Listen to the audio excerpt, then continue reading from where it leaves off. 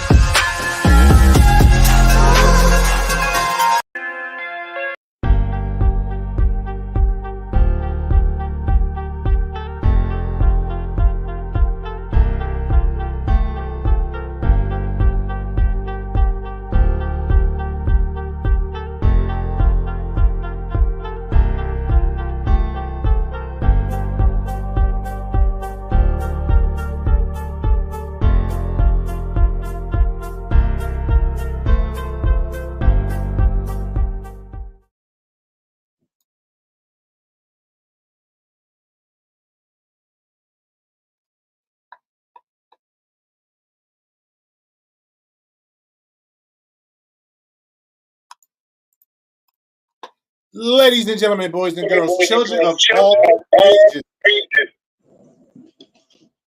Somebody's phone is turned up.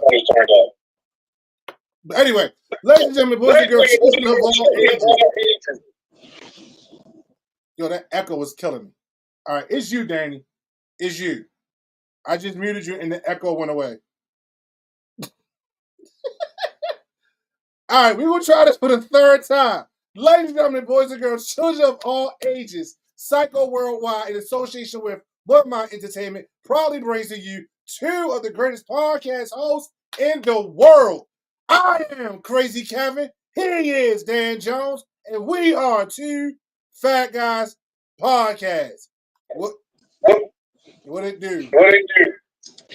What's up, my guy? How you feeling? I'm here. I don't know. Yeah. Ego. You don't hear it. For some reason, I'm hearing myself. And it's on your side. It is not on my side. Because the whole time I didn't hear you. So you're telling me to shut up the whole show? That's what you're telling me. I ain't saying that. That's kind of weird. I don't. Ew. I don't know where it's coming from. Yeah. All right. So anyway, we're going to get this show started. How was your week, man? My week was good. You know, we getting ready for juniors. Senior night. Shout out to the Maury Commodores for defeating Churchland Truckers 49-7. What kind of name is Churchland Truckers? It's what.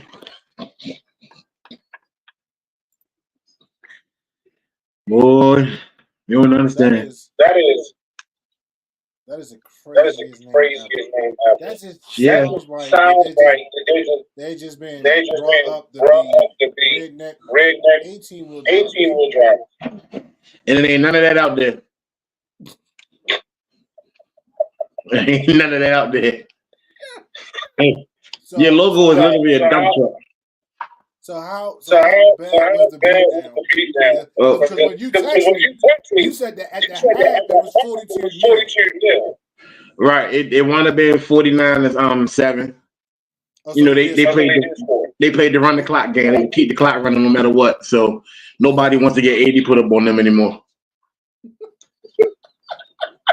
Yeah, that's crazy.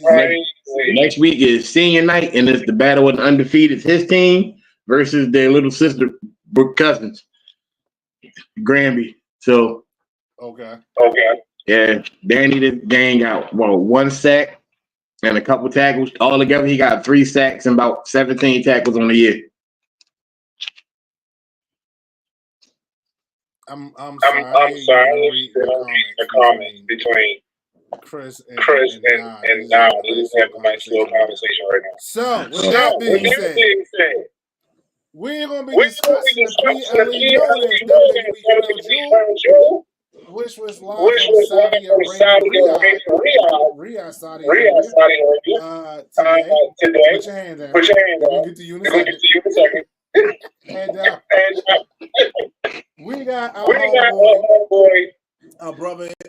He is the CEO, the CFO, the president and founder. He is the treasurer.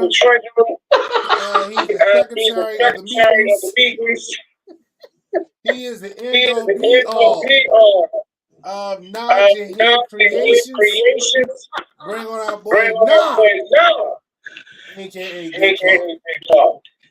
Dikk Klark. What's going on, man? Clark, what up? Good.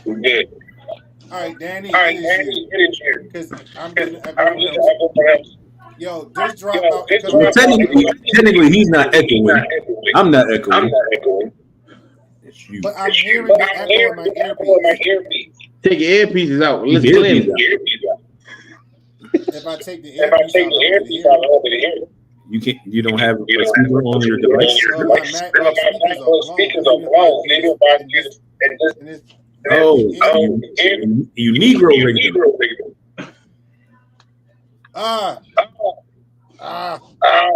Sean said the clear people on time. What up, Clear, brother? Hello. Okay, so maybe it was Dan. Told you. You know. He got Cricket Wireless, you know. Even though Bianca Belair swings her hair, it doesn't make it sound good. I don't know.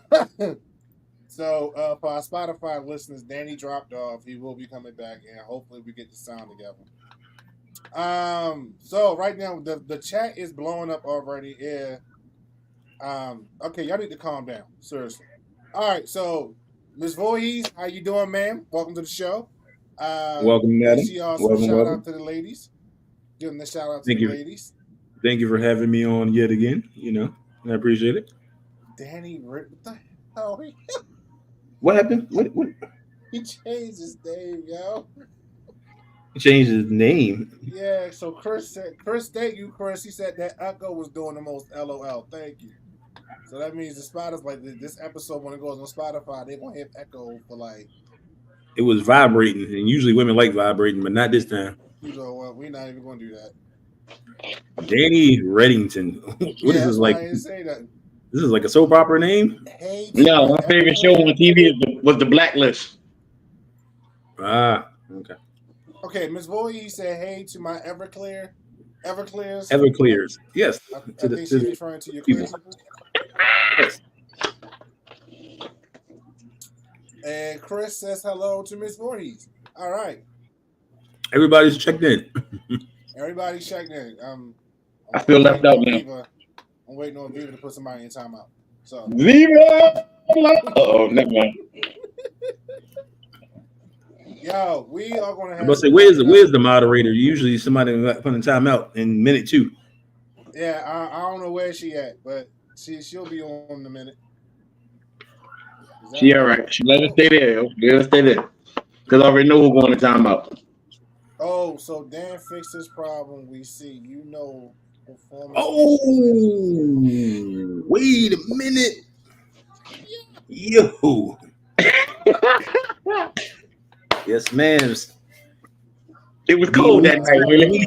That's what we do. All right, so we're going to get into the show, ladies and gentlemen. As I said at the top of the show, we're going to be talking about... He had to pop a pill. He had performance issues. He's not doing that. Hey, as long as I fell out the crowd, I don't care. As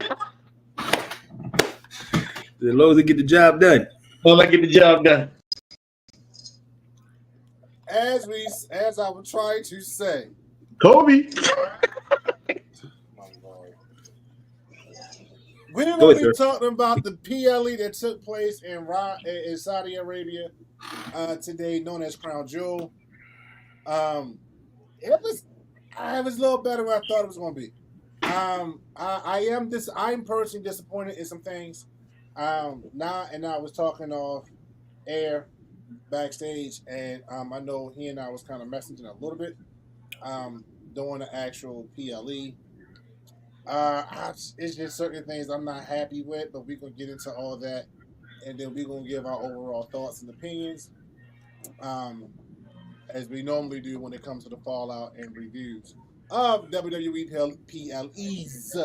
So, with that being said, starting off with this, Sean put the trash can emoji. Okay, so all right, so we just lost Big Nine, but he'll be back. There you go. They don't know. All right, so we're gonna, like I said, we're gonna be talking about the PLE known as Crown Jewel 2024 that was live from Riyadh, Saudi Arabia. And they also had what was known as the inaugural Crown Jewel Championship match for the champion versus champions. That was in the women's side. What is that noise? I think that might be Nas' background. His TV. Oh, you can hear that. Hold on. Yeah. Me talk to some folk. So, what we gonna do is get into this first match of the night, which was the 6-man tag match: Solo Sikoa, Jacob Fatu, and Tama Tonga versus the Usos and the OTC Roman Reigns. So this is Bloodline 2.0 versus the original Bloodline 6-man tag match. Solo Sikoa pinned Roman Reigns, which I understood why. I didn't like the idea why, but I understood personally because it was for the story progression. But my overall feelings to this match, it was more story driven than wrestling. So it kind of took me out of it. Like, it was not a good match. And then the situation with Sami Zayn, like Halua kicking Roman. So it was kind of interesting to see that, and it's going to be some seriousness that go dumpster fire. Okay, wow. People have some strong opinions about this match right here. So Miss Voorhees said milk dud. I think that's a compliment because she put a heart, smiley face heart emoji behind it. So I don't know. Sean said dumpster fire. I don't know, but she said dumpster fire. 3 ball heads on the screen. Sean said dumpster fire. Ms. Voorhees said Jay Uso is fun, and all right, she agrees with Sean that she hated that pin. Danny, what was your thoughts on that match, man? I kind of agree with you. I like it being it's a story based, so like you said, it really wasn't too much wrestling. This was just catered to the crowd, and this match could have been on a regular SmackDown. This was like the international SmackDown for the night. It wasn't nothing really special. My bad. Go ahead. I apologize. Go ahead. Yeah. I said it broke down. It put into play that Jay is still mad at Roman. He's not going to get over it no time soon. He's probably going to cost him a couple matches if they keep doing it because of his pride issue. I think the whole thing is in reverse now. First it was Roman's pride, now it's Jay's pride. And Sammy somewhere down the line, he's going to probably cost him War Games. I wouldn't be surprised if he trade on him. Yeah, I think the only reason this match happened, and Sean said the match was sloppy. I think the only reason this match happened is because the people in Riyadh asked for it because it's Roman. Yeah, it was catered. This was a catered match because, like you said, this could have went down on SmackDown last week. This could have went down on SmackDown yesterday. So, but even though SmackDown was pre-taped, right after the week prior one that was live, so Yeah. How you feel about it, Knock? I know your opinion varies from mine. So I like the match. As Dan said, I think it told separate stories, inside stories between Jay and Roman, the trust issues, um, the slow building bond back between him and Jimmy, even the entrances separately told the story. And then of course with Sammy, where his loyalties really lie at. Did he come out there for the whole bloodline as a whole? Did he come out there just for Jay? Did he come out there because Solo talked to him and this is what they've been plotting to set up to get this, get their guard down and then turn around and stab him in the back later. So the wrestling kind of took a backseat to the storytelling, but overall, still to me, was a decent showing to have all of them in the ring at the same time for the first time. Do me a favor now. Take your background now. You got choppy again. I think once we go live, the internet signals. It don't like my background. Okay, Yeah. So no self promotion. We got you with your nod your head creations. No advertisement. What? It is. I've just been rocking your hoodie. It's okay. I've been rocking your hoodie since you got it. I'm gonna put a chick behind me with. I don't know if Mrs. Dikk Klark is going to allow that. But when they pay the bill on this joint, we'll be all right.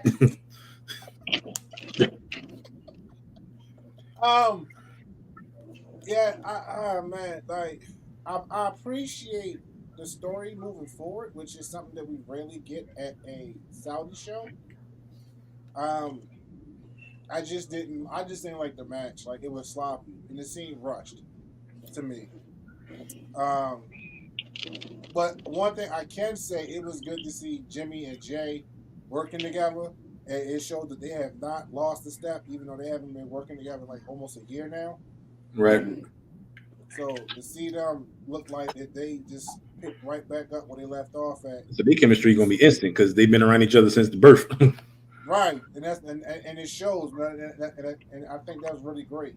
I do like how Corey Graves was some of the things Corey Graves was saying as far as like Solo, because he was like, you gotta imagine how Solo feels. Solo was the guy that sat next to Roman the entire time when Jay went off to go do his thing, when Jimmy kind of broke off to do his thing. So everybody now has their own name but him. So how does he feel knowing that he's the baby brother, but yet nobody recognizes him? It's like Jay said, they know us now. They know me as Jay. They know you as Jimmy. But who'd have thought Solo had, the way he portrayed his character, you wouldn't have known he has so much personality. You're seeing his personality come out. Yeah. I'm not gonna lie, I don't like his live promos. But the pre-recorded ones that they do when he's like in the back with the dark and it's like almost like this mafia type of setting. I like those. But when he's in the ring cutting like live promos, I can't. It's the same formula that was with Roman. When you're busy being the quiet, menacing dude in the background, you don't get promo practice. So you have to wait until you get time to talk on the mic and build up that cadence, build up the speed, the talk. The vibe in order to get that off. So he said could have been on speed. Dirty. Sean said this match could have been on speed. I think the more he gets to talk on the mic, the more he gets to be himself, the better his promos will end up being. Yeah, he did have me laughing when he was like, look what you did. Look what you did. Everyone practices together, even if they don't always be on screen together. That's Miss Voorhees. I'm going to say yes and no because Jimmy has had a legit injury, so he hasn't been around since he got injured, which is like the day after, like the Monday after WrestleMania. Friday after WrestleMania. Yeah, the Friday after WrestleMania when he got written off. And then even then, him and Jay has been on 2 different shows, and they rarely ever tour together. They really don't do that. What do you mean, Sean? Please explain. What do you mean by like a Taz ripoff? He's saying Solo's like a Taz ripoff. Oh, we've been saying that since John Cena said it. I just wish somebody teach Tama Tonga how to talk. He don't need to talk, bro. No, I'm Hey, just like, you see saying, the crowd. like, The crowd did that joint, yo. Yeah, that was crazy. Like, I don't think the American fan base as yet has sounded like Tama Tonga. It's just Because the Yo, new and that's the thing. They don't know. America don't know what they have inside the bloodline, bro.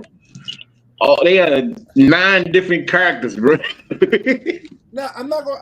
No, I disagree with you on that. I think the problem is that we as American fans have become so complacent because it's always here. But across seas, they have a better appreciation for it because they don't get it like we get it every day. They don't see it Right. every week. So when WWE comes over and they bring them a massive show, they're going to show up and show out. So I can't even be mad at them for that. I'm mad at us for not doing that more often. I do want to add on one little thing, and I was saying I don't know who I was talking to earlier. It wasn't you. It was somebody else I was talking to earlier. If you took a step back and look at the bloodline match itself, just take a step back and look at these people who got into this ring, you would have a better appreciation. Again, I probably am the highest person that sings this man's praises. Roman Reigns has look at the people he's feeding, man. Look at these people who weren't even nowhere thought about being in WWE a couple of years ago. This man is everybody, even with Jimmy's entrance to being daggone on his level, as Jimmy said on Friday Night SmackDown. This is off of my shoulders. This is off of my back. I can take time off and let my family go out here, run rampant, and run storylines based off the work I've done. People that's out there benefiting in the indies, they're still a part of their family based off of what the work they doing right now. That man has fed people. And what's the young guy's name? That was Zilla. Zilla. This talks to him coming once he gets a little bit more seasoned. You got Zilla and you got Hikaleo. I want to see the sisters. I want to see the twins. Yeah. I need Nia to stop playing to make this female bloodline. Absolutely. It's either that or let Solo get him. But see, I felt like that when it was Roman. Roman should have had Nia. If not Nia, Tamina. Is Tamina even still with the company? Yeah. I want to talk about. I definitely want to talk about some releases that took place. So, but we're gonna talk about that at the end of the show. So, what was your overall thoughts for the match? I gave it a C because I did want to see a little bit more wrestling, and the fact that even though we know he was going to, but not Tongue, what's that? The crazy one, Jacob. Yeah, Jacob stole the show in a matter of 3 minutes. Yeah. In a matter of 3 minutes, and then spinning the elbow to the moonsault, to the jump out there, and then right after that, the 2 spikes, it was over. We didn't really see the combination that they all are used to doing together. So this is a story match. Like a lot of people didn't like it, but if you really look at it, it was just the extra add-on to the show, to that whole bloodline to bring back Sammy. It lets you know Solo bloodline technically right now is better. It lets you know Jacob is a full-blown beast. It lets you know Sammy, you don't know which way he gonna go in there. Jay don't still trust Roman. The chemistry is off between the original bloodlines. So it's like multiple stories was told in this one. And Tongaloa still can't wrestle because he keeps taking a step back. Every single time there's a match, he's outside. No, outside. No, he's not. I've realized they don't put him in big matches. If it's like televised matches, like when they did the tag team title match, that Motor City Machine Guns got on their second night in WWE, which is crazy. As a Street Profits, I would be highly offended, but that's a whole other conversation. Yeah, and the Street Profits, I'd have been here with hitting everybody with a chair, the same match. My son Damon said the same thing. It's like he gets like they're new but Street Profits have been putting work in and they keep getting overlooked. So, but that's what happens when Nick Aldis brings his boys in or fights to bring his boys in. That's why they're there. And I don't have nothing against Motor City Machine Guns. You know, he should have been there 20 years ago when he was, he was excited. I'm kind of glad they're there now and not under VKM regime because they probably would have been changed to like Detroit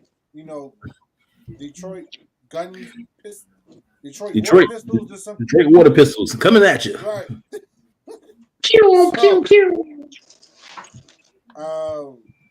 What did Sean say? Sean said because Sammy was bored in catering. But again, Sammy is not that exciting without the bloodline. Let's keep it 100. A lot of people aren't good without having somebody else with them. We just got to figure that out. A lot of people are not made to be solo acts in wrestling. Sammy needed KO. Sammy needed the bloodline. Sammy is boring without somebody stronger opposite of him. It's either that or he's got to be the underdog. Yeah, because watching Sammy with Jay was annoying. Like Monday when he confronted him, that was annoying. I'm not even gonna lie. Like I was sitting there like, yo, I wish you would just mind your business, Sammy. This ain't got nothing to do with you. Right, sir. Like, y'all rushed that part. If you said something was rushed, I felt like him interjecting was rushed because, sir, this has nothing to do with you. Why? So what we basically saying is Triple H turned Sami Zayn into a Karen. Basically. Sean says Sami Zayn doesn't need to be in everything. Sure does not. He does not. And I agree with that. Listen, but he jumped in America's outfit business. It didn't go too well for him. All right. So, Danny, what was your thought, your overall rating for the match? Oh, I gave it a C. I did it more wrestling instead of storytelling, but I knew why. So it's my rating will be a B- based on the storytelling, not necessarily the wrestling.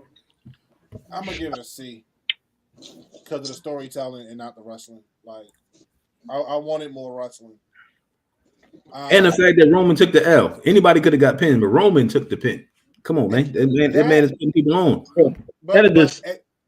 He called that though. Yeah, he did. He took the pin, but he also took the pin by Solo. So it looks like a tribal chief pinned the tribal chief. So that makes sense. That's why I wasn't mad at the pin itself. I'm just mad that it happened. Like, because I wanted, and this is the fan in me who's like, I wanted to see the old bloodline or the original bloodline win. So you said the fan of you was like, man, I can't believe that. But the Kirk was like, man, I understood that. Right. Right. Yeah. All right. It just let me know that now Solo was on a higher level than all four of them now. All three of them. Basically. I'm not gonna say that, but he's progressing. But that's what, in the logic speaking, that's what the match says. That's what they saying. Yeah. We're better than them. Saying his bloodline is better, in which they are. Or somebody can write it off and saying that it was just the fact that Roman and the Usos wasn't on the same page. Actually, on paper, on brutality wise, Solo bloodline is better. They are better. Paper, yeah. But we'll see. But this makes me one because y'all picked the old OTC folks and they lost. I knew they weren't going to win. Yeah, that was fantasy booking. 1-0. So now we're going to talk about. Yes. Yeah, that right there. The Campbell soup moment of the night. Good. That is the meat slapping moment of the night. Bruh, stop work. Not mine. We're talking about the Fatal 4-Way Women's Tag Team Championship. The meat slapping championship. Oh my God. No mas. Which consisted of Last Legend. Yes. What is her partner's name? Help me. Jakara Jackson. Don't disrespect Jackson. No, Jackson if you're nasty. My mind went blank. So Jakara Jackson, Last Legend, Io Sky, Kairi Sane. Thank you, sir. Chelsea Green. Michael Cole kept going in on Chelsea Green, huh? Yo said, what is she wearing?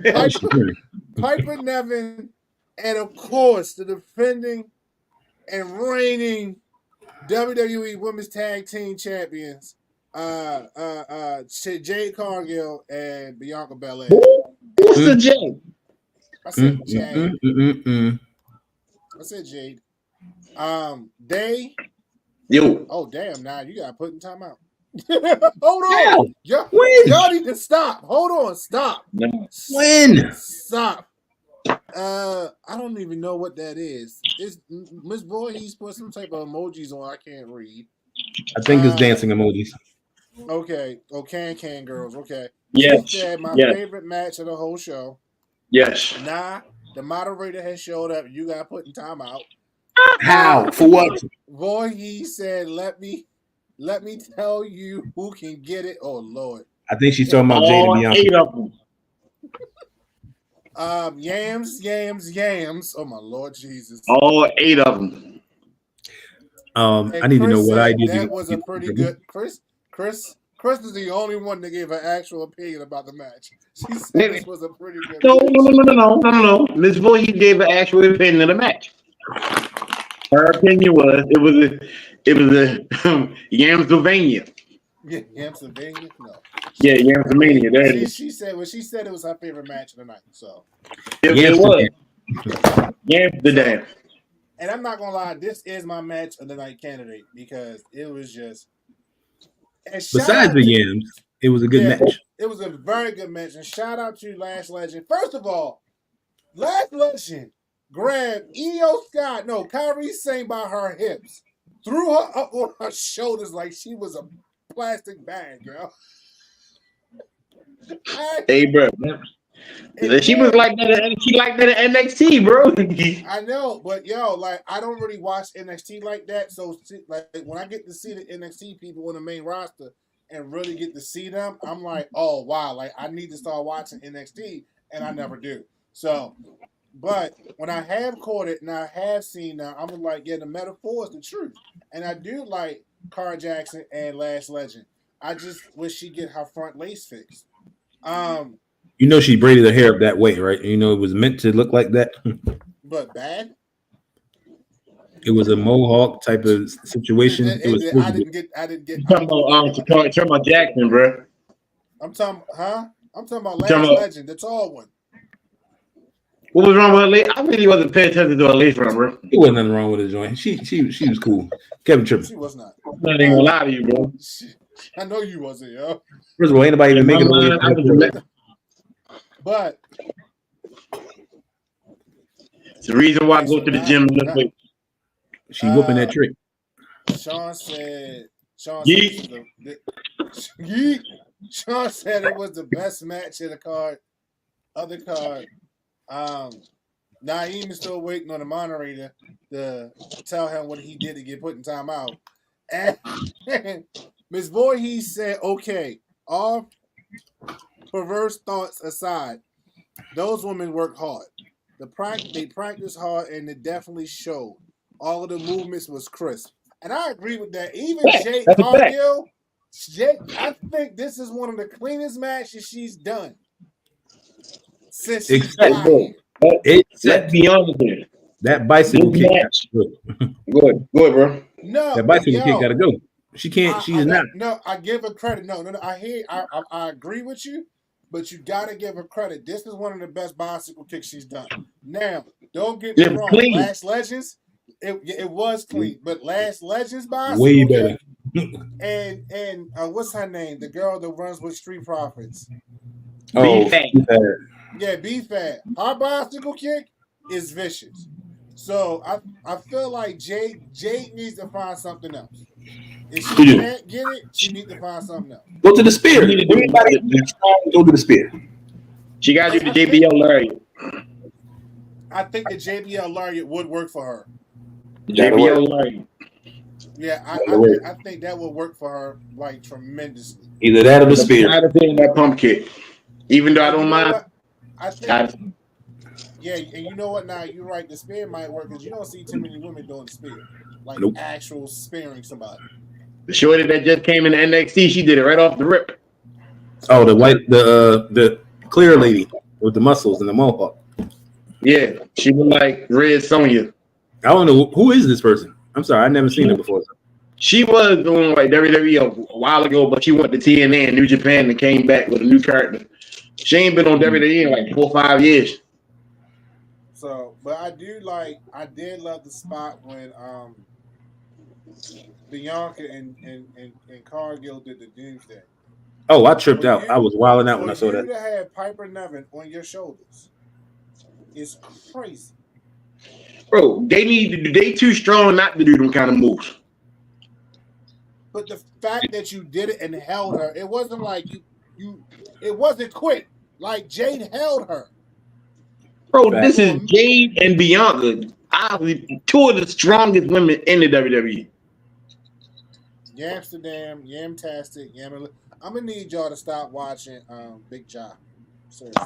Like, No, because they call me that at work and I don't like it. what, Big Ja? Yeah.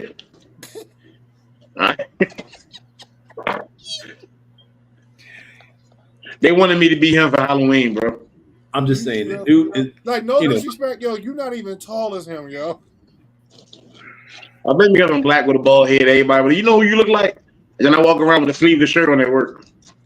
However, since I brought him up, it has nothing to do with anything. But if you ever do want to see something funny, go watch my lesbian homie series on YouTube, yo. I'm telling you. Oh yeah, his lesbian homie series is hilarious. Yeah. Mine is I'm gonna loan you some meat. Huh? He was like, I'm gonna loan you some meat.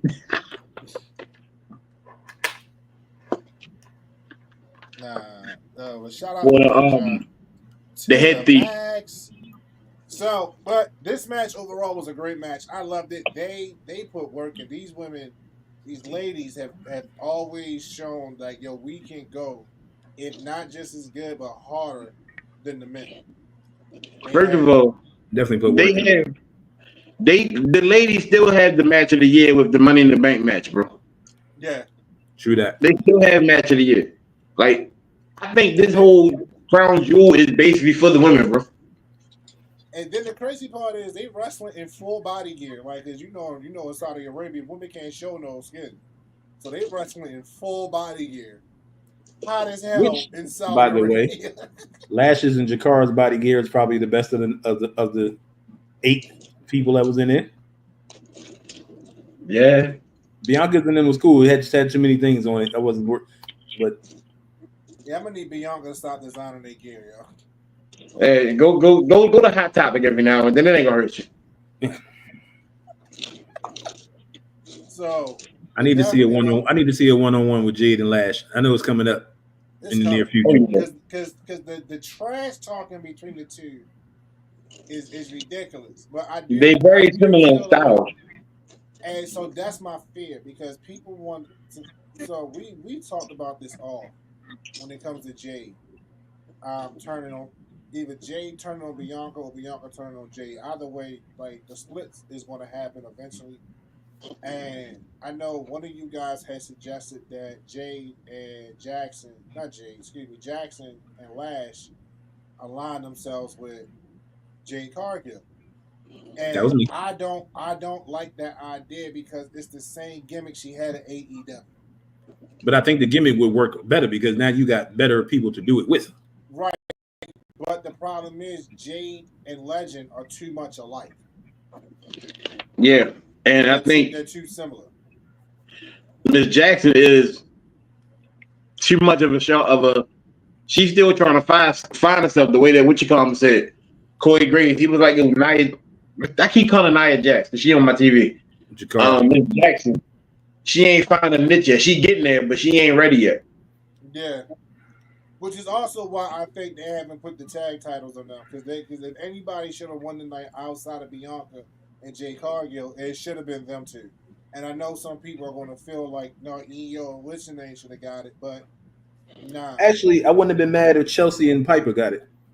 I don't think it would have been a long-term deal, but I think Chelsea is due some type of reward. Did they already win the belt before? Yeah, they won them. And they lost them to, originally lost them to Cargill and Bianca. So, and I like the team of Piper Niven and Chelsea Green. They're hilarious. Oh, and did you hear the sly comment that Michael Cole did when Corey Graves is like, hilarious.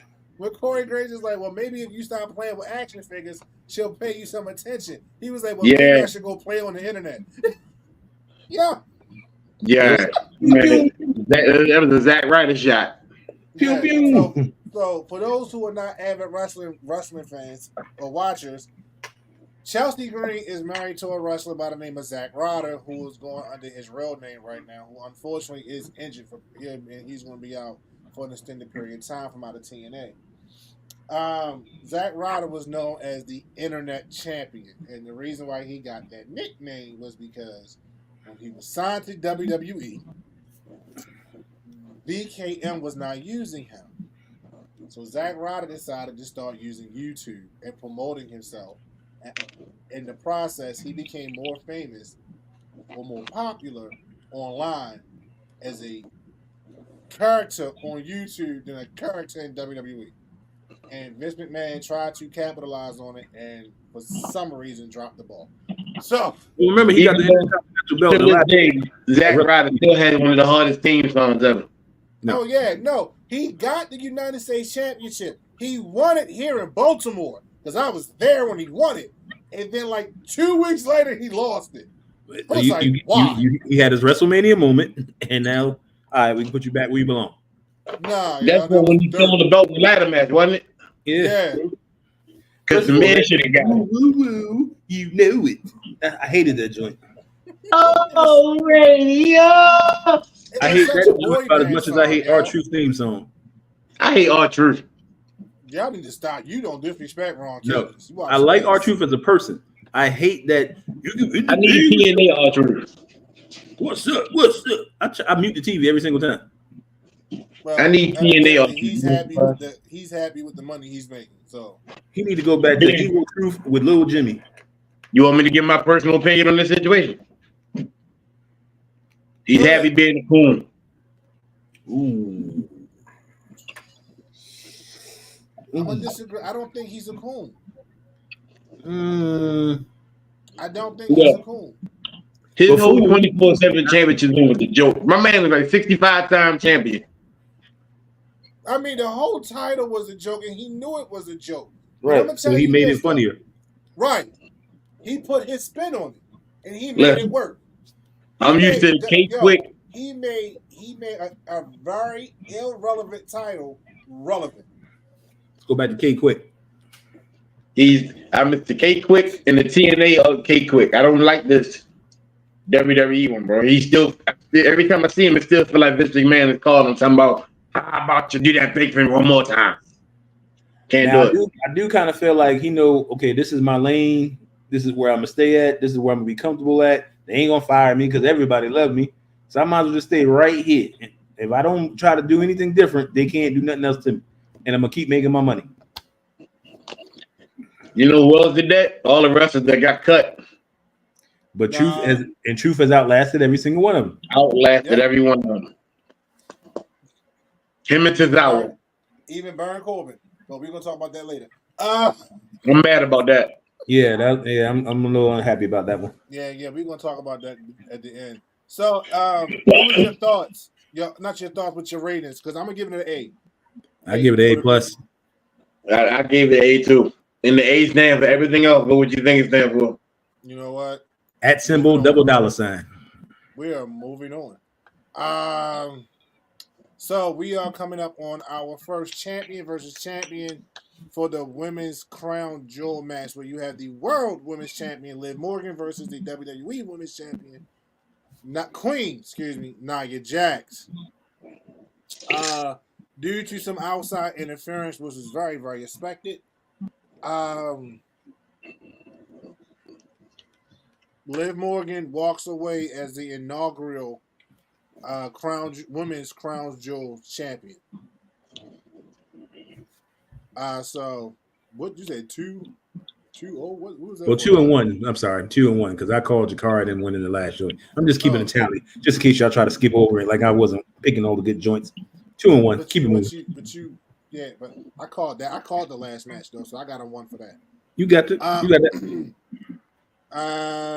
Miss Voorhees gave that match, the women's tag match, an A++. Damn right.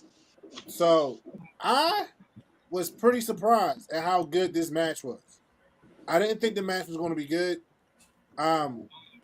because it's hard to work with Nia.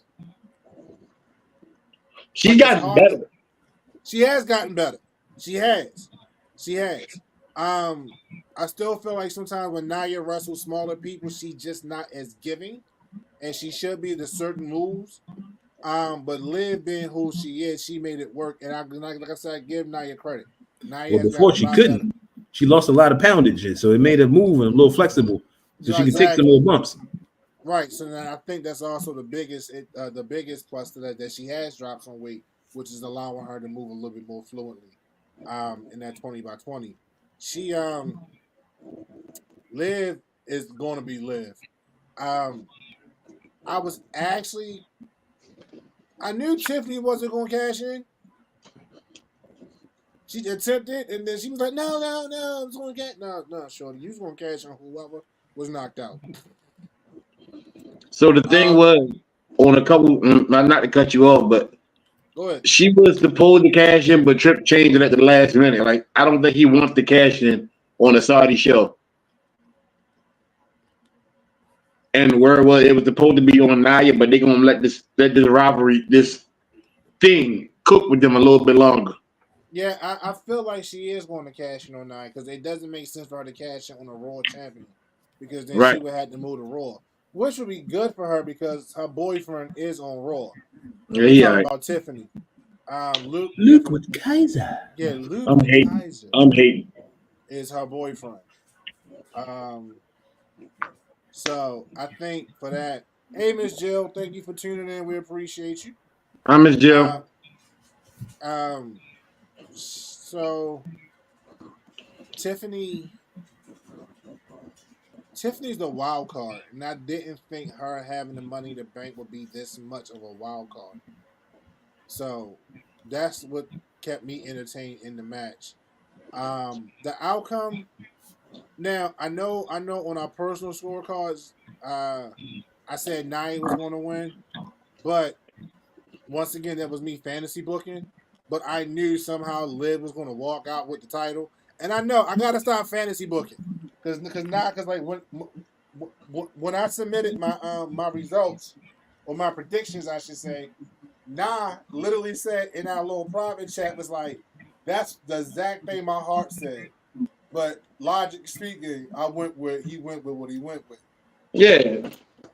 Nia don't have no friend to help her. So actually, it's an easier formula than that because although it's coming up later on in the conversation, if you know who's going to win the men's joint, you should automatically know they're not going to let both shows have that joint. Yeah. And that's not something I thought about because I know a lot of people thought they was going to give it to Gunther, but we're going to get into that. But you absolutely right. Like, once you figured out who was going to, like, just knowing before the match even started who was going to win the men's Crown Jewels match, then it should have been the opposite for the women. Because logically speaking, you couldn't have let Gunther win and this dude be the face of our company. It's not happening. Yeah, no. He technically is the face anyway. But I think match-wise, it was good, but the match picked up when Tiffany came out. That's when the drama for me picked up for me because now you don't know how the outcome is going to go. Is she going to cash in? If she does, who's she going to cash in on? And then Raquel popped up out of nowhere but evidently Raquel wasn't there, but she was there. But Dom wasn't there, and then Dom Mysterio showed up. Latino cheat. He's giving all Latins a bad name. So, speaking of Dominic Mysterio, have you seen his new merch? Don't even want to see him. You talking about his merch? Yo, it's a play on Eddie Guerrero's Latino Heat shirt. Yeah, Latino cheat. Oh yeah. Yeah, I don't like that. Truth be told, Dominic is the hottest heel in this business right now. Oh no, no doubt. He is the most hated person. Like, you got that Vicky Guerrero heat. Right. I would love to see him and Logan Paul on the same team. Facts. Logan Paul's not even there, and I know that's Kevin's boy. I know it. That is not my boy. Sir, we're not going to do this today. Think about it. There's only been one other person I know of that got booed where they couldn't say a word, and that was Roman. Dominic gets booed every single time. No, not one Vicky time. was like that too. Vicky Guerrero was like that. Excuse me. But she can say more words than Dom, though. No, she couldn't. She got both words out. Excuse me. But Dominic knows how to play it better than Vicky did. Yeah. So that's the one thing, because I like when he gets frustrated, he just start cussing people out in Spanish. So, Hey, he was on. Matter of fact, he was on the Logan Paul show, and he was talking about. He was like, "Bro, I love it." He said at first it got to him, but he went out there with Triple H, and he went in the back with Triple H, and Triple H was like, "You're doing a hell of a job." He was like, "They're booing me." He was like, "You're doing a hell of a job. Triple H, Find a way to keep it going." Triple H said the reason why he'd rather play a heel than a face is because you get to have so much more fun Mm-hmm. being a heel. Because when you're a face, you're like Cody Rhodes and John Cena, you're boxed in. There's only but so much outside of the box you can do without the fans, without you losing that baby face image. Bianca Belair. Right. Being a heel, there is no box. You're expected to go out the box. Hell, you're expected to tear the box apart. Do whatever you want. Right. So I can't be mad at Dominic Mysterio. I don't like, he's annoying, and that's his job. And so he does his job well. He annoys the crap out of me. And that's his job. So I can't be mad at him for doing his job. That's what he get paid to do. So shout out to Dominic Mysterio for literally being one of the best heels in the business right now. Oh, absolutely. Absolutely. My opinion of the first of all, you already knew I was calling Liv. So he said watching it now. My man. I knew Liv was going to win. She just won.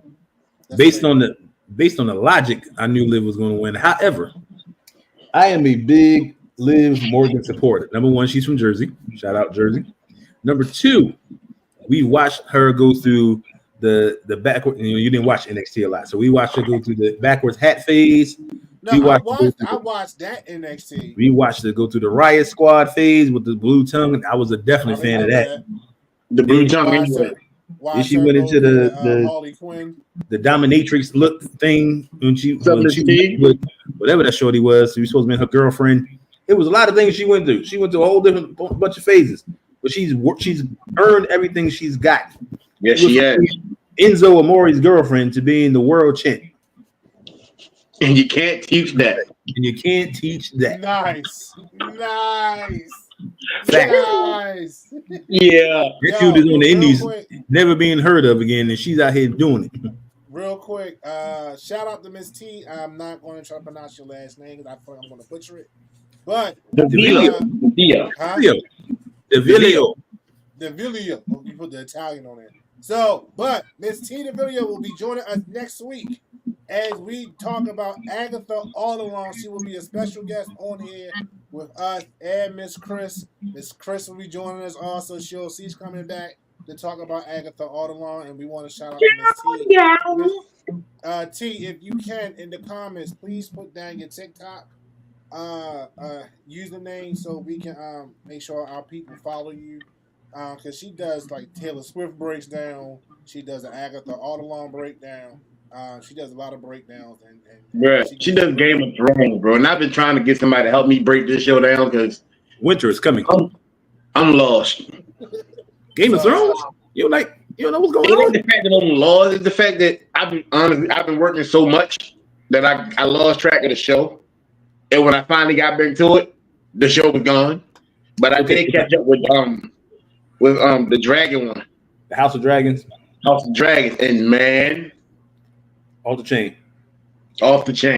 I wish I had a dragon.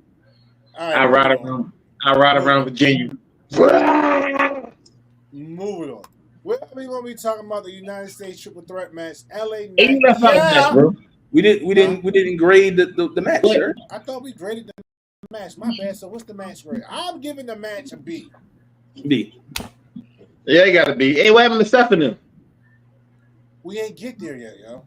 I thought they were before. They are before. They before Living Nia. I thought the Seth Rollins match was after the United States Championship. Actually, it was right after this one, I believe. It was right before Living Nia. Here we are. All right, so we're gonna be talking about Seth freaking Rollins versus Big Bronson Reed. This match was ass. Okay, Danny, you gonna start off.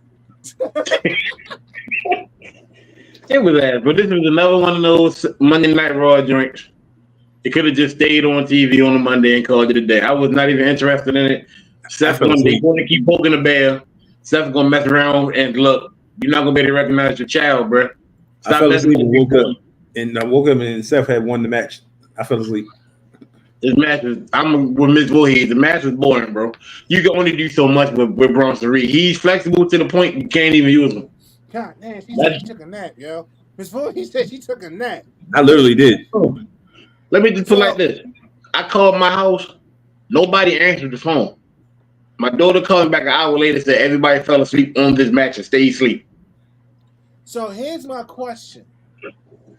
Is that Seth's fault or Bronson Reed's fault? I blame nobody. Seth. It's Triple H's fault. I blame Seth. I blame Triple H. Seth? Right, I blame Seth because I blame Seth because Seth is the quote unquote veteran, and if you are supposed to be able to feel what's happening with the crowd and you don't feel them into it, then you got to call an audible. You got to change up something. You got to talk and hit my man up and say, hey, we need to do X, Y, Z. We need to bring them back into it. Now, granted, the match before probably zapped the energy out the building. Now you need to come back and re-energize these folks. And should have went over. Bronson should have went over, not Seth. I will agree with that, even though I actually called Bronson in this match because I thought he was going to go over. Like I did, and that wasn't even fantasy booking. That was logic. When he hit that tsunami, everybody got hyped, and then it went left. Right. But he should have won without the tsunami. No, hit the tsunami because that's how you took him out in the first place. You hit it with 6 tsunamis to take him out in the first place, which ironically happened in Baltimore. But it took ironically. I mean, we literally said somebody was getting called off to the hospital. every time WWE, I don't know if y'all realize this, but every time WWE comes to Baltimore and it's a televised show, somebody get hurt. Somebody gets taken to a local medical facility. Yo, I know they get tired of University of Maryland. Like, bro, are you back too? This is why you gonna come in, huh? Chris said this match took too long. First of all, let's give a shout out to Chris. Actually, watched the match. She did. She watched the whole PLE. She put it on Facebook. She said she was and Ms. Voorhees. Yeah, actually watched the match. And keep up. Give it up for the ladies. Ms. Voorhees says it did what it was supposed to do. Be a filler. Let you replenish your snacks and drinks and go to the bathroom, etc. Now remember, that was a time that was women matches. Women matches back in the day was the bathroom break matches. Right. And now we won't leave for women matches now. No, sir. For the match itself and the visual effect.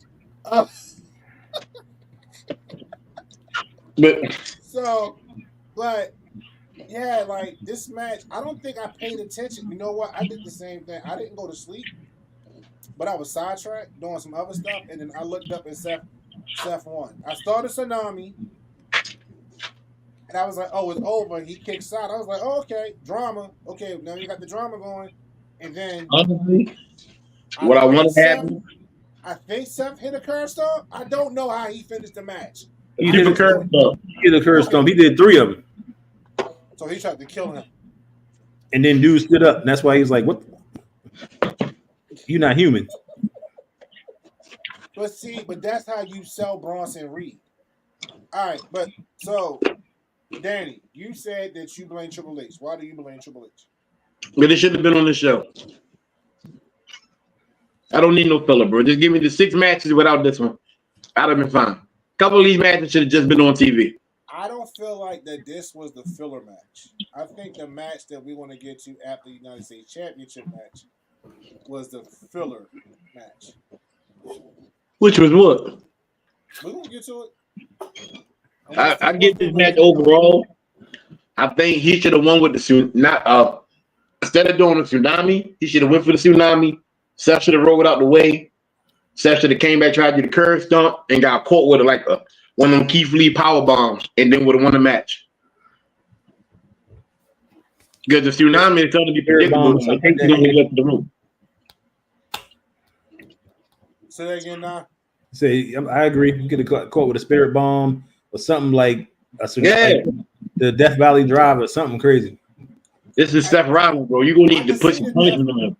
I would probably prefer the Death Valley Driver finisher because that's what he did on Monday to take him out when he did the Death Valley from off the truck. But as a matter of fact, he hit the first tsunami. Hold on.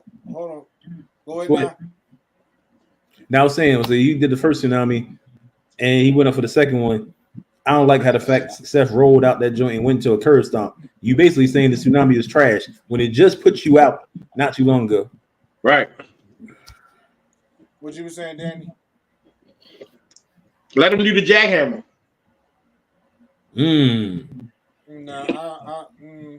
Maybe. What are y'all ratings for this match? D. I give it a B. Huh? A B. D. A B? D. I ain't like the outcome. As in dud. Oh, you're saying D. Okay, Nas says D. What are you saying? I'm giving it a B. I will give the other letter with it, but I'm gonna stick with a B. So like B as in butter? B as in bullshit. Okay, that was gonna be my next one. I was gonna edit it. Always go for the third one. So I'm giving it a D. Like nah, it was dumb. Ms. Voorhees gave it a W for whack. Wow. All right, so criticism. Let's talk about this United States Championship triple threat.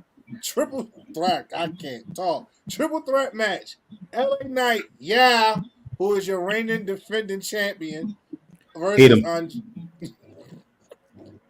Andrade, versus who he believes is him because he says he's him. Carmelo Hayes. Oh. Want I pay you first? Shout out to Sweet Pea Stack. Hold on. What? I might be reading that wrong. I'm sorry. Sweet Pea Shack. I apologize. Shout out to Sweet Pea Shack for watching.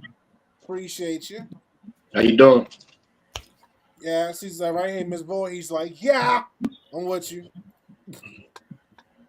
She's an LA fan. I'll be the first one to tell you. I think he's trash. He don't need this belt, bro. Thank you. You don't need this belt. This belt should have went to either Andrade or Carmelo. Thank you. Why do y'all hate on LA Knight, yo? I don't hate on LA Maivia. I don't. But as far as he don't need this belt. Maivia. I just caught what you said. Yeah. Stone Cold Steve Rock. Yeah, I just don't want to with this belt. I can't see. He's one of them Sami Zayn characters, bro. I need you to be the underdog. It seems like when certain people get the belt, they change up and everything that they see, you realize the veil is gone. Now you realize they really ain't as good as they say they are. Nah, I disagree with you. My reasoning is because you are so phenomenal on the mic doesn't mean you're phenomenal in the ring. Like his work in the ring is boring to me, though. It don't do nothing for me. It don't. It don't. Can't put my finger on it, but something about his work ethic in the ring just is blah. I'm gonna disagree with both y'all on that. I think LA Knight is probably one of the best. Like I won't say best, but definitely one of the better people on the SmackDown roster right now. And especially as a mid card title holder, he works. He is a workforce. What moveset does he have? I'm not taking nothing away from Andrade or Carmelo Hayes. I think the match should have, even though I put my money on LA Knight, it probably should have went to Andrade because he has been showing up and showing out since he re-debuted and they actually got some heat behind him. So, but I like LA Knight. I find him entertaining and he's a good wrestler. It should have went to Melo. Melo? Why? Melo is way more entertaining than both of them. Andrade's the better wrestler. Let me be clear. Andrade's the better wrestler. Melo and all right. So since we want to talk about copyright gimmick infringements, yes, he's the Black Shawn Michaels. We know. We get it. Yes, Carmelo is recycling all types of cliche black characters. So I don't find anything original about him. So but he's good at what he does. He can sell, he can wrestle, he's agile, he can talk, he's annoying. Can definitely wrestle. I don't know if he can talk, but he can definitely wrestle. He can definitely talk. He's annoying. but he can definitely talk. annoying. He's one of the best promo cutters on NXT. He's a better visual champion than either of them two people that he was wrestling with. Even if Andrade got a belt, Andrade as a champion would be boring.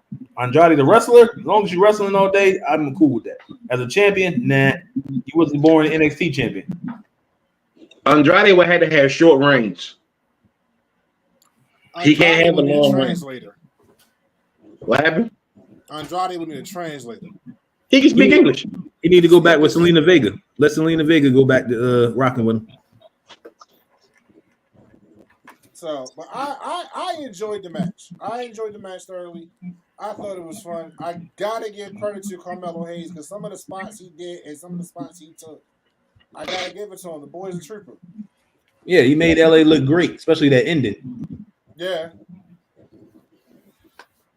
He definitely did. But LA is boring, yo. He can talk. I think that's the reason why people like him so much, because he can talk. Yes, you can talk on the mic. You're good on the mic. That's why it took so long to give him the belt. Is it? That's why it took so long. Like, bro, you good, but you ain't title worthy yet. I don't know if you're trying to be The Rock. I don't know if you're trying to be Stone Cold. I'm not sure who you are. Maybe that's what it is. I'm not sure who you are. The main reason I do like him though is because he's from Maryland. Yeah. Yeah, I mean, because what he's been running that's primarily been his gimmick. Even when he was at Maryland Championship Wrestling, which is the local promotion from out of Maryland, Maryland Championship Wrestling, NCW. He's been running that same gimmick, and I didn't watch TNA at the time, or Impact, whatever you want to call it. But Sean put me on and told me that he was in TNA, and it was pretty much the same gimmick. Yeah, Eli Drake, same gimmick. Yeah, but instead of him saying "yeah," he had a no button. Actually, you want to hear another unpopular opinion? I like them better as Max Dupree. Oh, you are drunk. You are definitely drunk. Dead ass. You are drunk. I like them better as Max Dupree than I do as LA Knight. Nah. First of all, Chris said it took her a minute. She said it took me a minute to follow this one, LOL. And then she said, yeah, he was giving some good Stone Cold vibes. He need to go back and get the maximum male models and then go back to that route. First of all, when he was Max Dupree, he'd be like 2 inches from somebody's face talking to them. Yes. Like, why that was way more entertaining. Way more entertaining. He hated that though.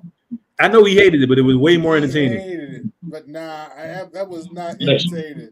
He used to be right up here. The maximum male models, yo, what did you do to them? Yo? And they are like in other promotions now, still carrying that mess, yo. AEW, that's they thinking AEW. Like, oh my god, are they really the maximum male models? But that's somebody else, but it's still the same gimmick. You know who else does that though? Yes, boy. Ooh. Yes, boy. It's going pretty deadly.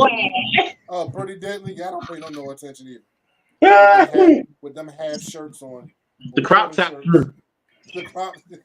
I call him the British early Shawn Michaels, because that's basically who they channeling. Pretty deadly is pretty stupid. But they can wrestle though. But what they haven't got over. They were so close to getting over, and I think when one of them got hurt, they just lost. One of them got hurt. He got shut down. Yeah, and they have not been able to bounce back. Now they trying to do what pretty. I would not be surprised if they don't end up on the release cuts. And I think that's gonna be bad for them. Like that's not even their fault. Sometimes, I mean, unfortunately, that's just the draw when that happens. Well, you got somebody got to go. Everybody ain't gonna get TV time, and if you just eating and catering, you can go do something else. It's not like you can't make any money elsewhere. So that'll be crazy. Them two versus Man Swan, the other dude, bro. Oh my Lord, stop, yo! That is look. Ms. Voorhees said, "With the Minties out." The middies. The middies. Yes, boy. Pretty yes, boy.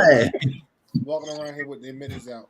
All right, And Corey Graves be selling them. He's like, "Give me a yes, boy, Michael." Michael's like, "No, we're not doing that. Right, We're not doing that. We're not doing that." No, did you hear that? He was like, "I'm from Pittsburgh. We don't yes, boy." Yo, Michael Cole at his old age, yo, is become funny as a mug, yo. Yo, I think Michael Cole really don't care no more, yo. He don't. He don't. Michael Cole, like, my job is secure. He knows it's winding down. Corey got it from here. I'm gonna just do what I want to do now. Corey killing it, bro.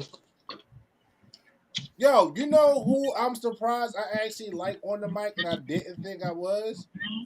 Wade Barrett.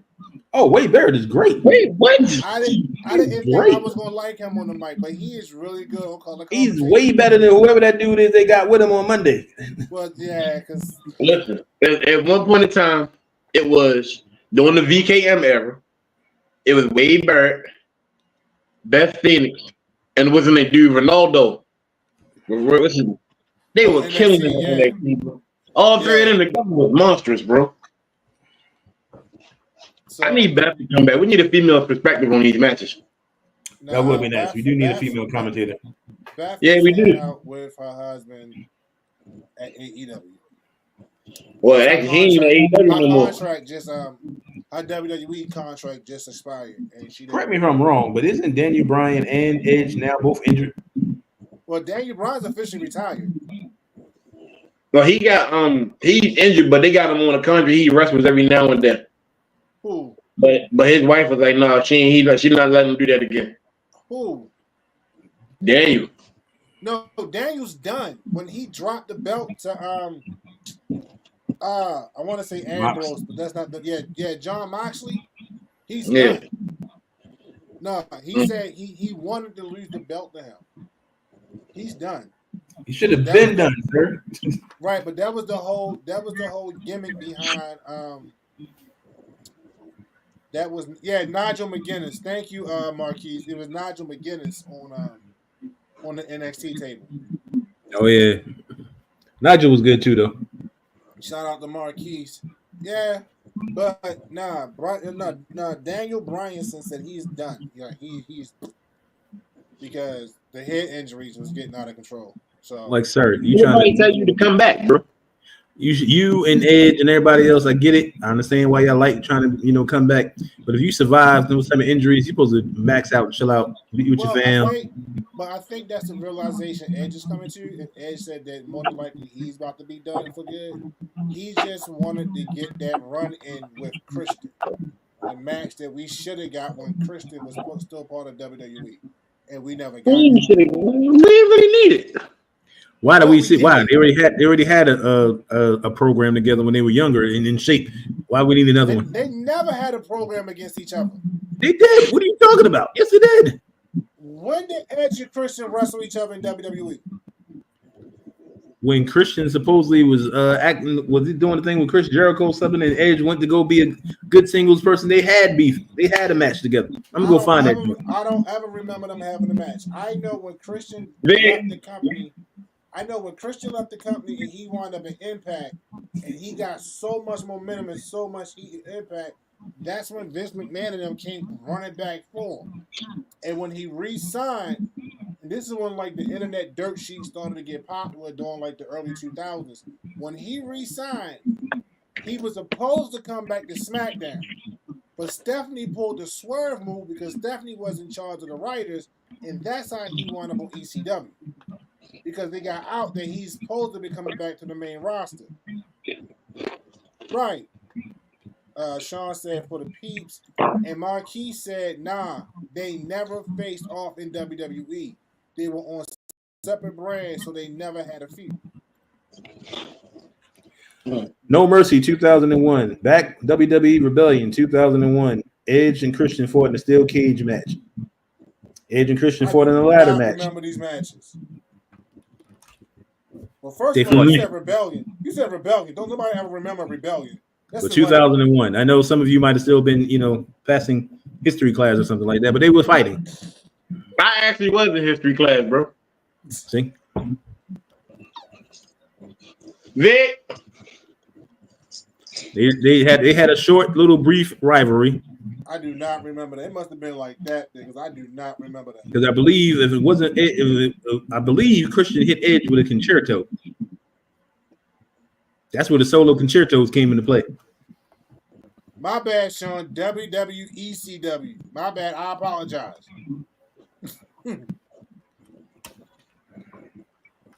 Marquis said, okay, he right, but nobody remembers that pay-per-view. Yeah, it wasn't memorable. So maybe that's why Edge wanted to do it again, but they had a run. Yeah, I don't remember that, but yeah. So, as far as... So, we were supposed to be talking about the Kevin Owens, Randy Orton match. Lack of match there. Match. This was the filler match I was referring to, Daniel. That wasn't no filler match. I don't think this match was originally supposed to be on the card. Because for the longest time, it was only 6 matches. The longest time, it was only advertising 6 matches. I think it was the story that Triple H was telling him the truth. Like, KO is really going to kill you, bro. So, if you keep going in this match. So, but it ended in a no contest. Kevin Owens started attacking Randy Orton with a chair. Then RKOs and stunners got handed out to officials. Then Kevin Owens did a super bionic elbow drop on the Randy Orton through the equipment side table, and that's how it ended. It ended, but it never started. Now Kevin tried to steal my hold on. Danny, let me ask you a question because Kevin tried to steal my win. It's a no contest. Hold on, sir. Let me plead my case. How do you feel if there was no bell rang, so no match really started? However, a fight broke out and Kevin was the one that walked away. Would you consider Kevin still being the winner of that exchange? Yeah, he walked away. No, that's not a win, yo. A win constitutes a referee's decision by pinfall, disqualification, or submission. The match never started. So listen, if you fight, you knock him out and walk away, and Viva asks you, did you win? You're like, yeah, that's I won. A fight on the street. That's a street fight. That's completely different. But no, that wasn't supposed to be a street fight. This was supposed to be an organized, sanctioned match. With KO and Randy Orton. Yes, with KO. Look, I can see if the bell rung and it got out of hand and Kevin Owens walked away, I'll give you the win. But the match never started. I'm not giving you that dub. I'm not. Terrible. Oh, it started. KO finished it too. Thank you. It never. Nope. Yes, it did. Nope. You know what's gonna happen? Randy Orton go back to SmackDown. Triple H gonna be like, I tried to tell you. I tried to tell you. I tried to take that boy different. I thought I told you. They're gonna have a match at War Games. It's probably gonna be in one of the War Games cages. So no, they need to end this on the SmackDown. I don't need to see them in no cage, bro. He can't even beat him outside the ring. You want to put him in a cage? Yo, first of all, Kevin Owens snapped him. I don't know what you're talking about. As he should have. Him with a chair. Let's be honest, bro. When you got people like The Undertaker, Randy Orton, The Rock, with these long entrances, bro, I'm not going to sit there and wait 15 minutes. Let's go. Are you sitting there doing your methodical walk? Like, how many of us watch The Undertaker's entrance was like, yo, in the midst of all that smoke, I'd have gave him a super kick while he walking out. Bing bong. Or as soon as The Rock go up there and put that arm up, he'd have came down right to a stunner. It's every time. And this is KO, and they said he's on a different total mind frame. Why is this surprising everybody? You hit that kneecap. No, this is not surprising me. Don't get me wrong. This is not surprising me in any shape. This was smart. I'm just not giving Naeem the W for that. This was Kevin Steen. Yeah, it definitely was Kevin Steen. I can give you that. Yes, this is prize fighting. And the people who was doing the commentary said KO walked away. He is the victor. But that does not mean he won. He did. All right, so he lost the battle but won the war. No, because the war not over. But he won the battle. Look pretty over to me. Somebody get carted off. You think he won one of them too? Randy Orton didn't get carted off. All right, moving on. We are talking about the main event. No, you're not. We're talking about the main event of the night. Champion versus champion match for the WWE Men's Crown Jewels Championship. With your reigning, defending World Heavyweight Champion, Gunther. And your WWE, well, my bad, I apologize. The Ring General, Gunther. And the WWE Heavyweight, what is it? WWE Universal. It's too damn long of a title. The Universal WWE Champion, the American Nightmare, Cody Rhodes. Cody Rhodes came out victorious in this match. He is the inaugural men's Crown Jewels champion. I'm going to start this off with Daniel. Danny, because he got his hand up, so go. Do we put this on the alkali right next to the baby oil?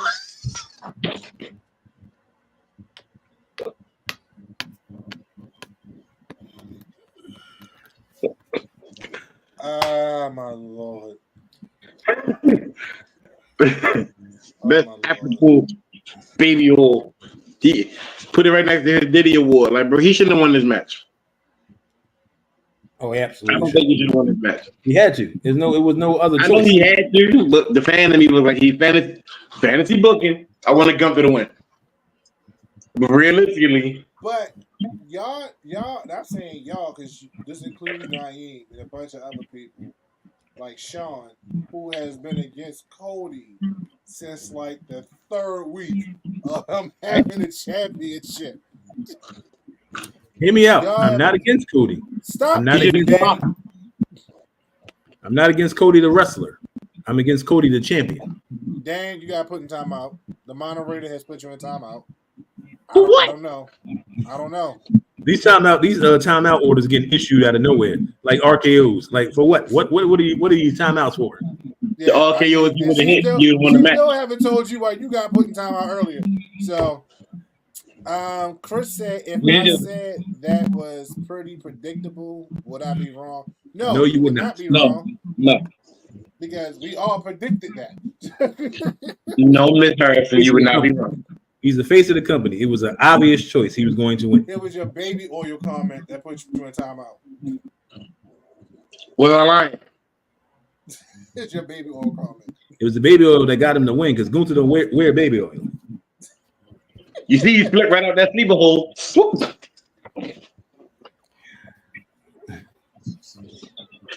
He split right out. He even made the sound. Yo did that roll real slippery like. What? Even Gunther was like, what was that? I had to mute myself because I was laughing way too hard at that. It's a 9.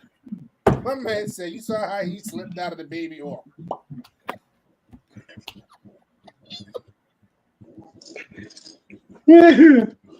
Yo, can we talk about the chop that Gunther gave him?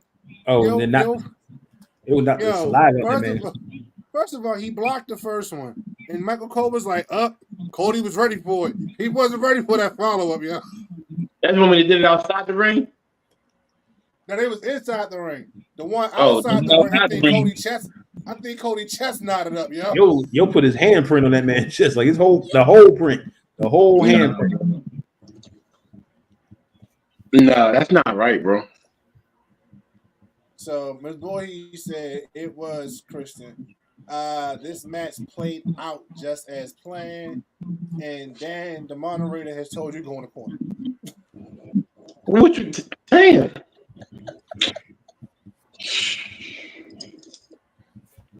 I don't know. Me and the moderator will have to set some rules about putting y'all in time out. Yeah. We need explanations.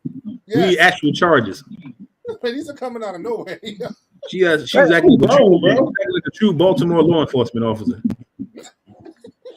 Hey, wow. Hey, don't do that. Don't do that. I got good cops in my family. Don't do that.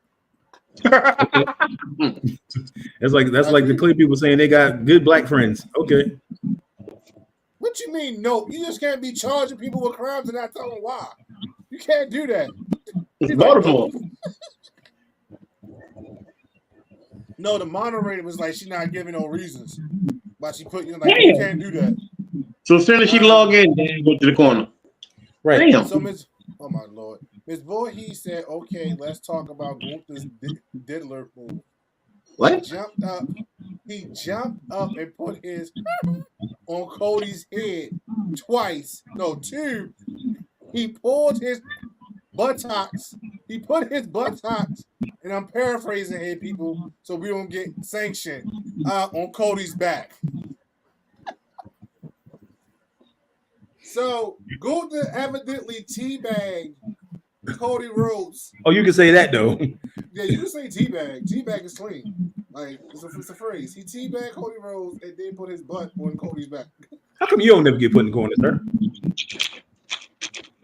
I have been put in the corner. I've been putting time out. I don't recall. Your record is very clean. It's nowhere near as frequent as you guys are. I sense a bias, but it's okay. All right, so Dan gotta go handle some business for Two Fat Guys. I know he wanted to stay on, but I know he gotta go handle some business. So it's okay. I got it. I'll carry us through the end. Got you. All right. All right. Deuce. Peace. All right, so it is one half of the dynamic duo and our brother in arms. But Dan had to go take care of some Two Fat Guy business for a moment. So right now, me and Nas want to hold it down. So, but overall, it was a good match. You know, like I can't be mad. It was a good match. Probably one good wrestling match. Yeah, it was definitely a good wrestling match, and probably one of the better matches that Cody has done since he's been champion. And I think that has a lot to do with Gunther. Don't get me wrong, Cody's a great wrestler. I love to watch Cody wrestle. Excellent wrestler.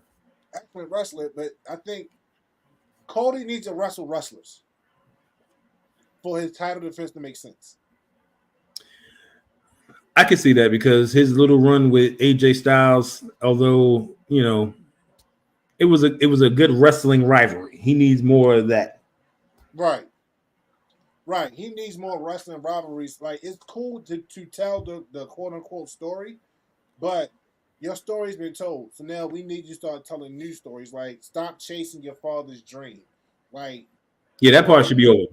That should be like, done. That should be over and done with. It was either Corey or Michael that brought up the fact that he was like, he'd get to do something his father never done, which was win a championship outside of outside the U.S. or something like that. Yeah, outside the U.S., right? So on international soil. After this, there should be no more anything that Dusty didn't do, or you're doing it for Dusty. All of that should be done. Right. So now you need to just start wrestling for you. But right now, he's still chasing that dream of his father. That should be a wrap. You need to go dye your hair black. Bring your black wife out there. Put on your black leather jacket like you had back in the Indies, and just go. All right, all this is done. We did. You did the American dream. Now let's be the American Nightmare.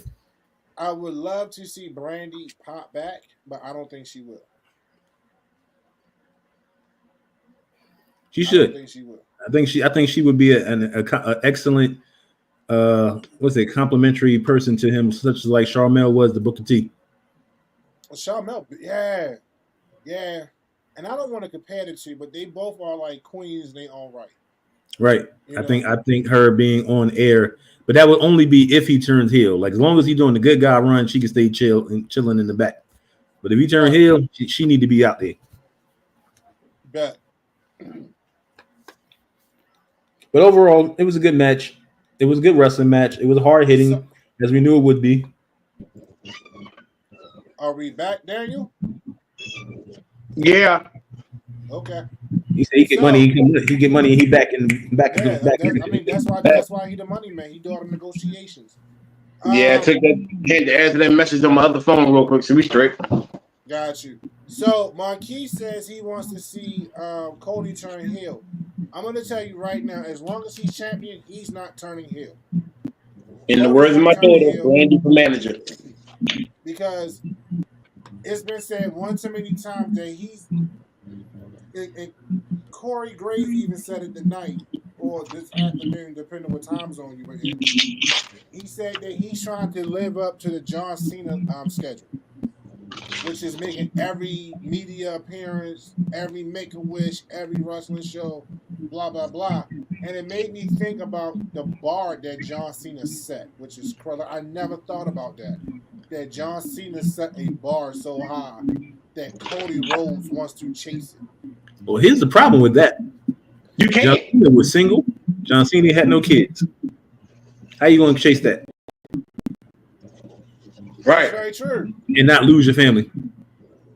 And then the saying goes, you don't follow somebody else's footsteps. You make your own lane. The only thing he's doing different is that he's wearing the suit and carrying the belt instead of wearing the belt. But that's that old school wrestling. That's old school, but at the same time, like you didn't see Seth do all that. No, I mean, but the difference between I think the difference between Cody and the rest of the rosters is that Cody is dipped in tradition for the business because that's how he was raised. Right. He's about tradition for the business. And don't get me wrong, so is Gunther because Gunther always says that the mat is Sacred. Sacred. Thank you. It's sacred. Which, by the way, shows how, and the fact that Gunther shook that man's hand. I ain't never seen Gunther shake nobody's hand in no match. Hey, bro. I seen Gunther do it down NXT. I saw him do it once down NXT and one prior time on the main roster. It wasn't Sami Zayn, but it was somebody else hand he shook. And it was recent too. Yeah, it was recent. Sean said it's time for brown hair Cody.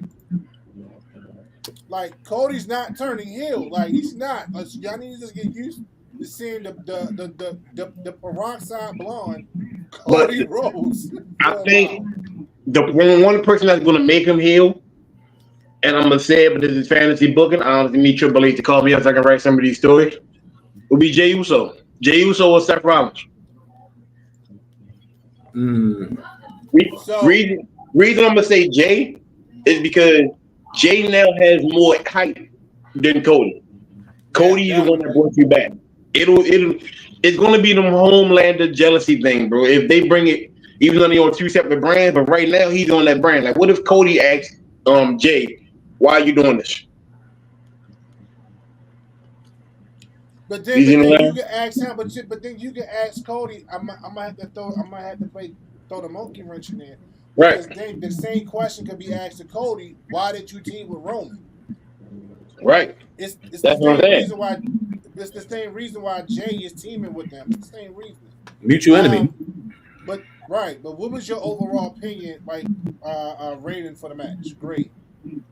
For the I gave it an A. I like the technical side of it. Okay. All Cody's technical matches I love. It's the ones where he got to play, fan favorite, cater to the crowd. I hate that. Like, I don't want you cater to the crowd. Get the job done and then cater to the crowd. Go out there and sign your autograph. Do the Bret Hart thing. Go win and then cater. And Marquise agrees with you. He said, I agree. He needs someone that's even more face than he is to turn him heel. It's Jay. Jay could be the one. You brought him back. He got all this fame thanks to you and Roman. So now, what was your grade for the match? My grade would be, I give it A-. Only because it was predictable. However, I like the fact that he won with the Bret Hart roll up. Shout out to Bret. Gunther was trashing Bret. So he won with that same roll up. Not the Cody cutter, not the Crossroads. He won with a roll up.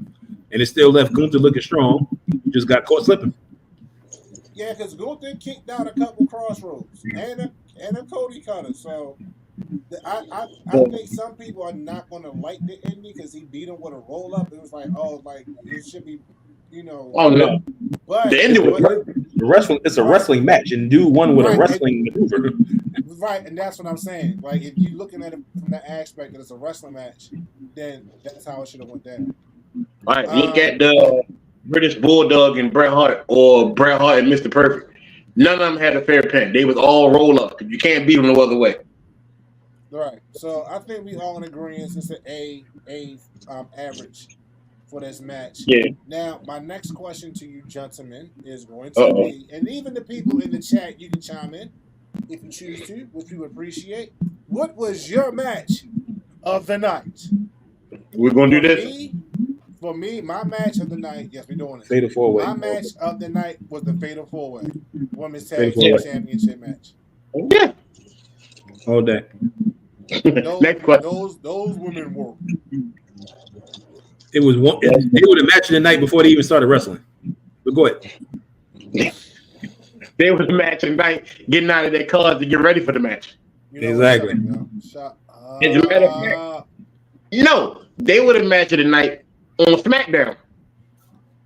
Facts. Yeah. Even though Io Sky got that pin over Bianca, which was crazy. Was it Bianca she pinned? No. Yeah. She pinned somebody Friday night, but she got the win out that triple threat match. I'm about to go watch that joint. The moment the show ends, I'm going straight to that match. I'm skipping everything else. So, real quick, I'm going to talk about some wrestlers that got released this week or pending releases. There were 3 WWE superstars that got released this week. One is Indy Hartwell, Which is crazy. because she wrestled Friday night, even though the show was pre-recorded. She was already gone. She was already gone, yeah. Tegan Knox, who I'm not surprised at. I was actually surprised at Indy Hartwell. Tegan Knox, I was not surprised that she got released. And, Second time, ain't it? Yeah, it's her second time, yes. Because Vince released her once, and Triple H brought her back. The injuries, man. They sidelined her. Yeah. And Baron Corbin That was a shock. has gotten notified that they're not renewing his contract. So when his contract expires, and the expiration date, according to Sean Millsap on Sean Millsap, the wrestling his expiration date hasn't been announced yet. That's the only one that matters. So Marquis said the women's fatal 4-way match was the match of the night. I need Last Legend and Jade Cargill match. We all said that. And Miss Boyd, he's just like, another one bites the dust. Another one bites, and another one bites, and another one bites the dust. She put music symbols. She put clef notes. So that's how I know she was talking about the song. But good song though. Baron Corbin, I'm actually kind of surprised at. And I feel like they dropped the ball with him, bringing him back to the main roster, because he was kind of floundering, and then he went down NXT and found new life, new hope. He was getting back to that lone wolf character that he had in the draft. They brought him and Apollo Crews up, and I was like, that is a bad move for him. And I was right. He should have stayed down there. Huh? Him and Apollo should have stayed in NXT. Yeah. But I think they brought them up because of the money they was making. Like, you're making more money than you should be being on NXT. I don't care, bro. You had a good tag team with him and Braun Breaker.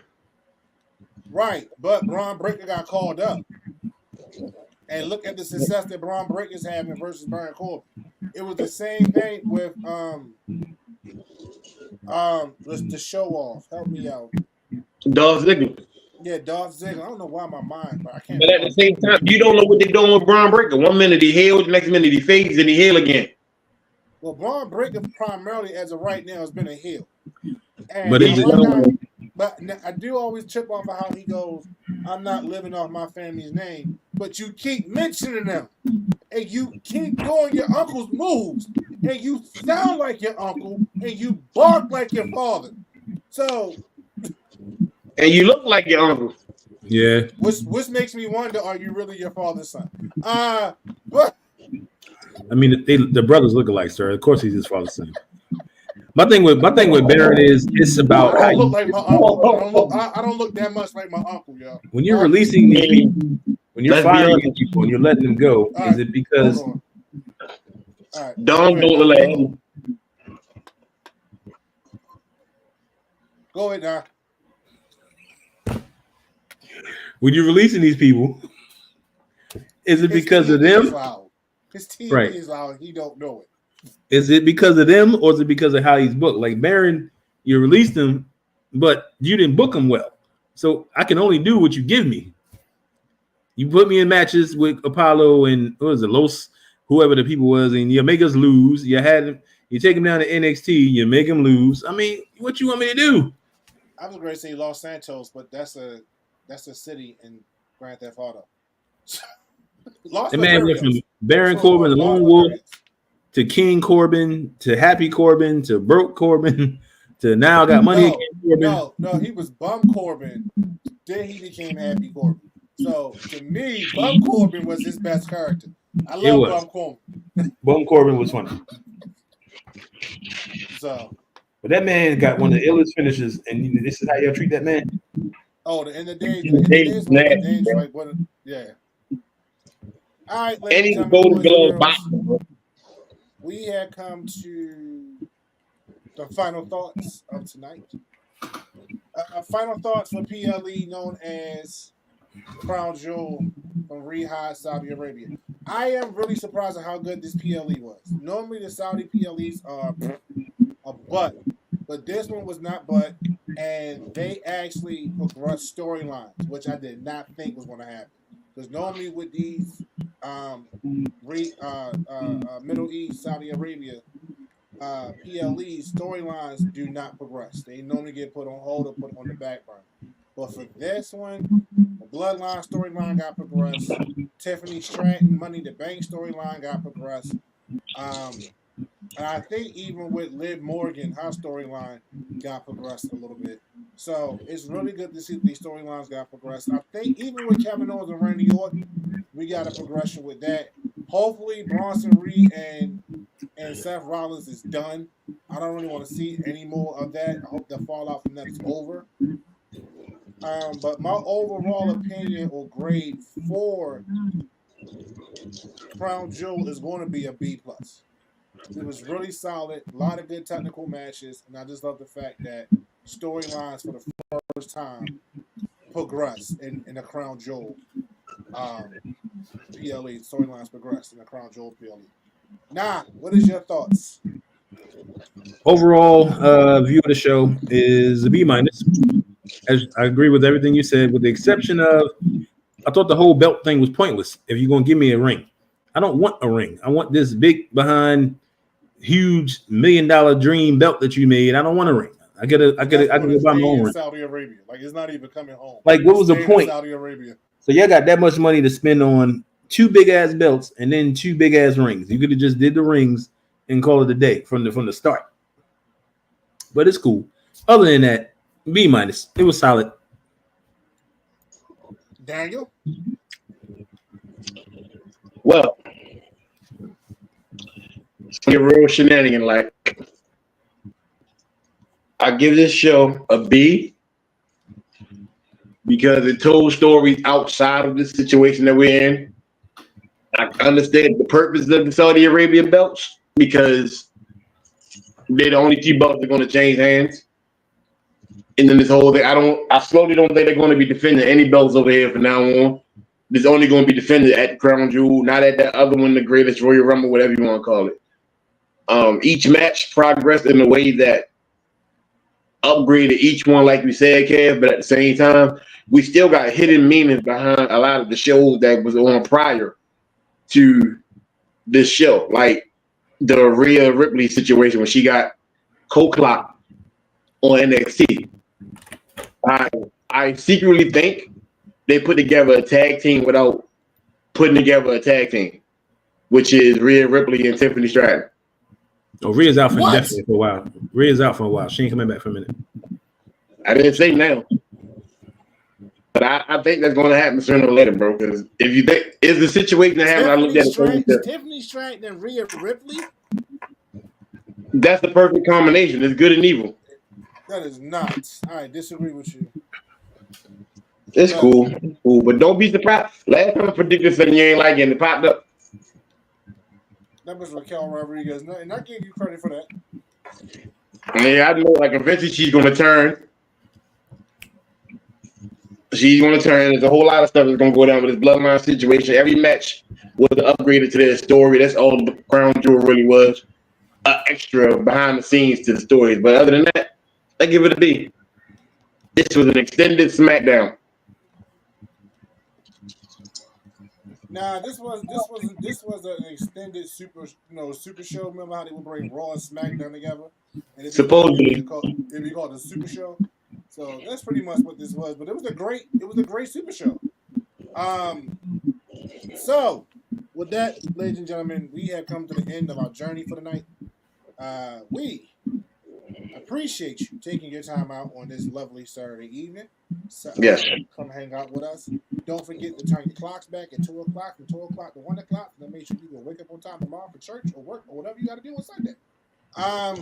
Extra meat slapping time. Yes, you get one more extra hour for that. I know we typically don't do this on this platform. I'm going to do a separate video, but I do want to drop this right now and say, on Tuesday, November 5th, go vote. Go vote. Period. All right? If you look like me, you definitely need to go vote. I don't care what your political affiliation is, go vote. I'm a firm believer in, if you don't vote, I don't want to hear you in your mouth.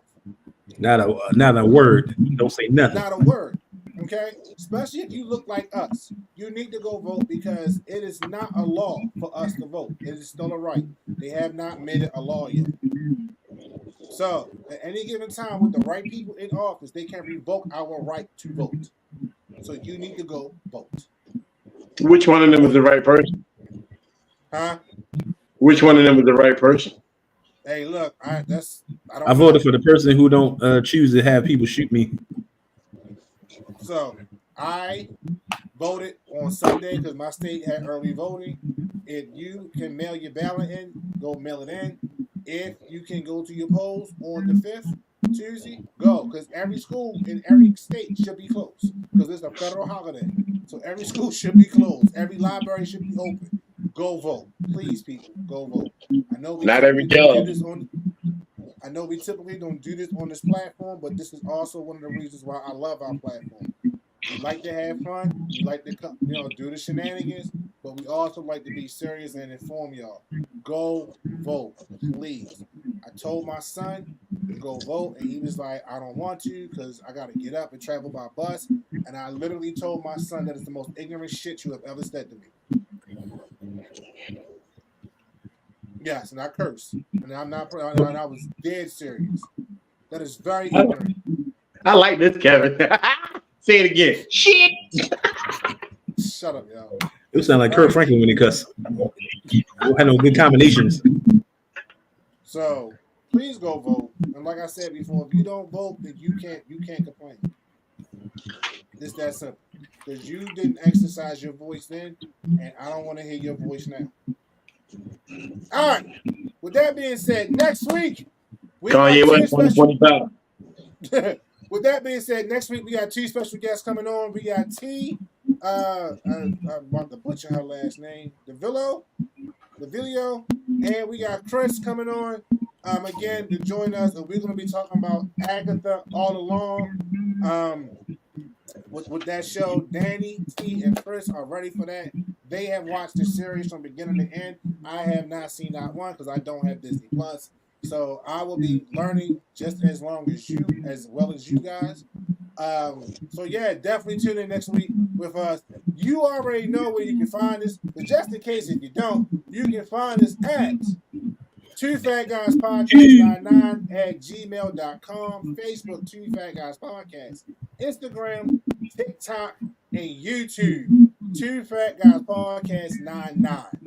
And did you on sing? Spotify, no. And that's Spotify. You said 2 Fat Guys Podcast. I did not. 2 Fat Guys Podcast on Spotify. Tell a friend to like, subscribe, and follow. Like, subscribe, and follow. We appreciate y'all. God bless y'all. Tell a friend that it's 2 Fat Guys Podcast. Later.